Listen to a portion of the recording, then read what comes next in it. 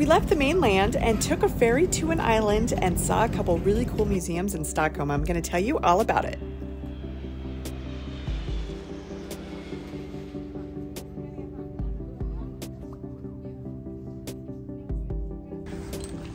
So we took a boat. Very exciting. I've wanted to take a boat since we got here. It was just a short, quick ferry because we are headed to the Vasa Viking Museum, but I'm going to show you all about taking the ferry over here. The Vasa Museum is located on the island of Djurgården, which I am probably not saying right, and is home to the only almost fully intact 17th century ship that has ever been salvaged. So we are here at the Vasa Museum in Stockholm, and I misspoke last time. It is not the Vasa Viking Museum. This has nothing to do with Vikings. The Viking Museum is down the road.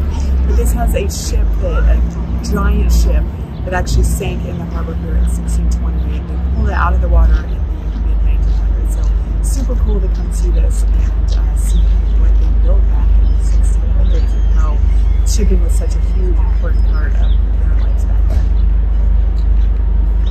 The 64-gun warship Vasa sank on her maiden voyage in 1628 and was salvaged in 1961. The museum opened in 1990 and 25 million people have visited between then and 2023. The ship was built on the orders of King Gustavus Adolphus of Sweden during a war with Poland-Lithuania. The ship was unstable though, with too much weight in the upper structure and not enough width to counterbalance. She was ordered to sea anyways and foundered only a few minutes into her maiden voyage. The museum itself is a work of art and looks like a ship from far away.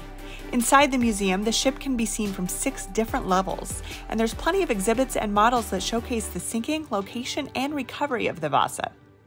There's also a short movie that explains everything that happened, and it is shown in many different languages.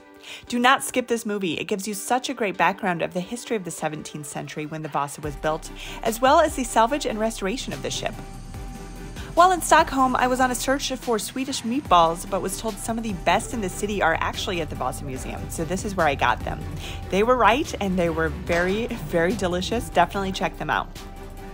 Also, did you know Canada geese in Sweden look different from North America? They're black and white instead of black and brown and white. Still just as scary though.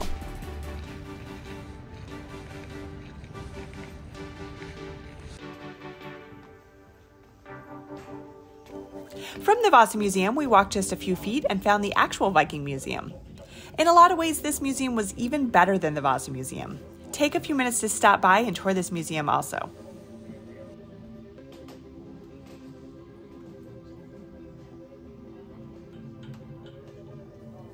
Here you will learn about the Vikings in Scandinavia, how they lived, what they ate, and how they conquered the sea.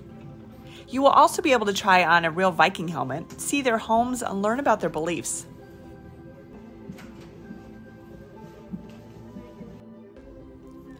Also, a very unique part of this was an actual ride that takes you through a Viking family's story.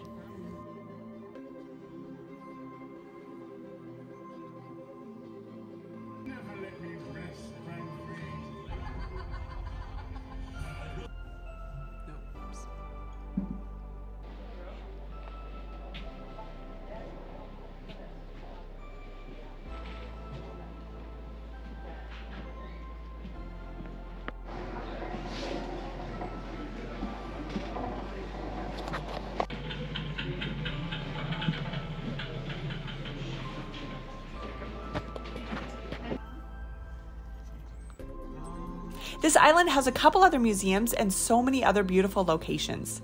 So take the time to walk around when you leave these museums. It's worth at least a half a day and is well worth the short ferry ride from Stockholm to get there.